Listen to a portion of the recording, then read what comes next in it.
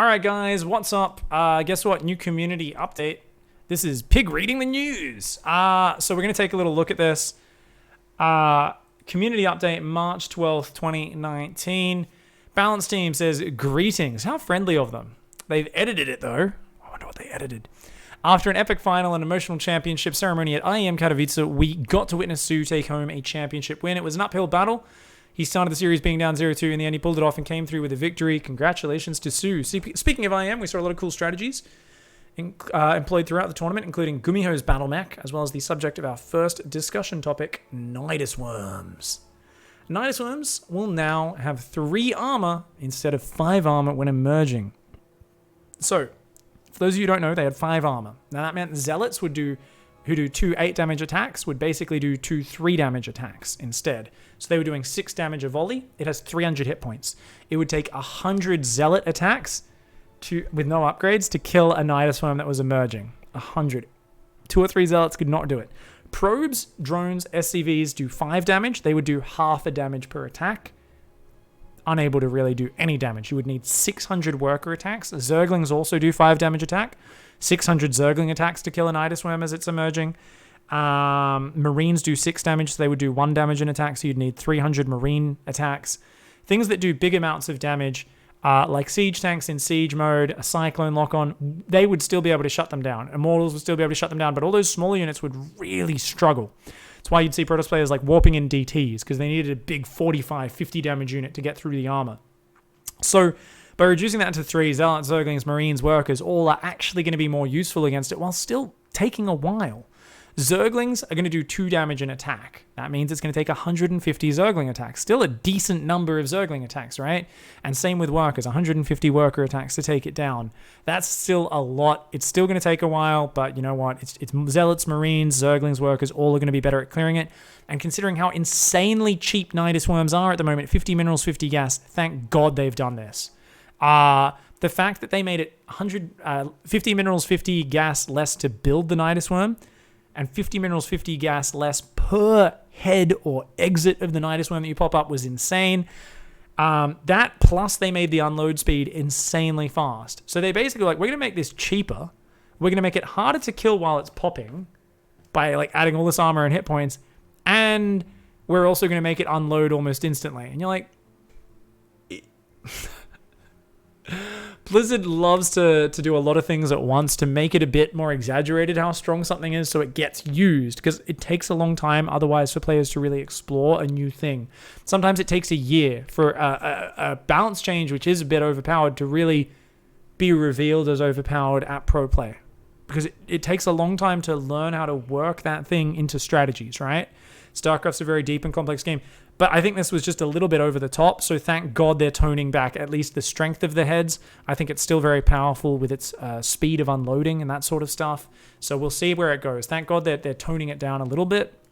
We didn't see Nidus Worm in the tail end of Katowice that much, so fair enough. Next up, Forge and Cybercore. All Protoss upgrades at level 1 are increased by 15 seconds. Level 2, 18 seconds, and level 3, 22 seconds. So basically they're adding more upgrade time on the upgrades to help specifically with PvT, as those upgrade advantages are one of the big problems where Terran players are often not even going to 2-2. They're saying, by the time 2-2 is done, Protoss has 3-3, I'm better off just hitting at 1-1 versus 2-2 and having more ghosts, liberators, or whatever kind of units I'm using to leverage my army.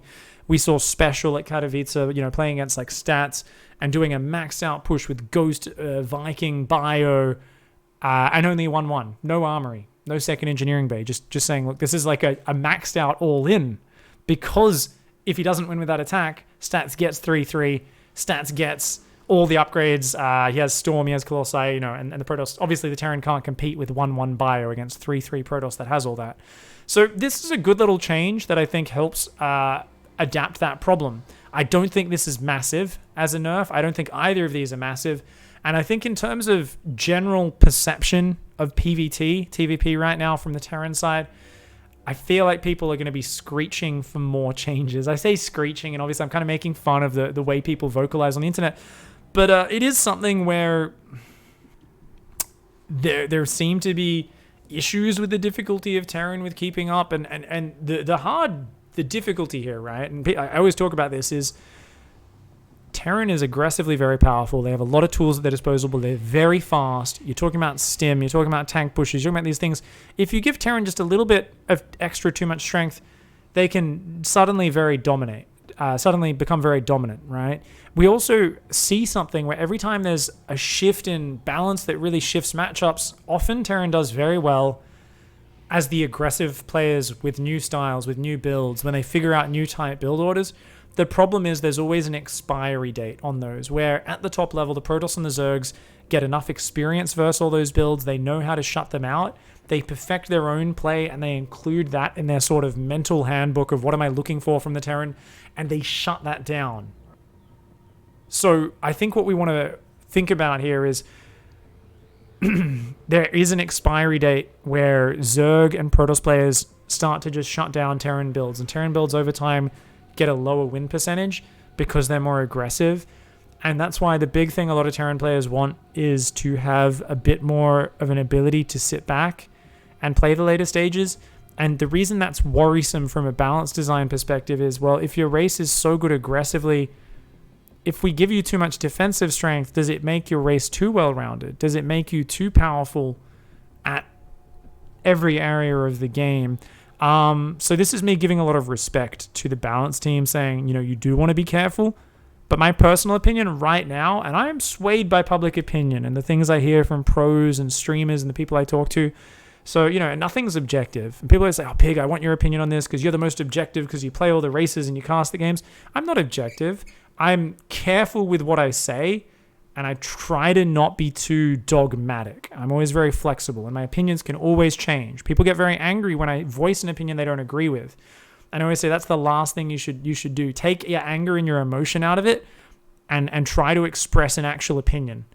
You can express your opinion, but try to express logically. Use arguments for why you think something. And when people do that, those are the arguments which not just influence me. I know from talking to the balance team, they're reading the forums, they're reading Reddit, they're in the Twitch chats. They are influenced when people make good arguments. They're not influenced when people just go, fuck, why does Blizzard hate Terran? So keep making logical arguments. My feeling, to finish that point, is that Terran probably needs something more. I'm not sure what it is. I'm not sure if we're going to see the top Terrans show some new builds that are just so spectacular and we all start doing them and TVP feels better. And this upgrade change is actually enough. My feeling is this is too much of a safe change. I think even if it ends up being bigger than I realize, a total of 33 seconds to get to 2-2,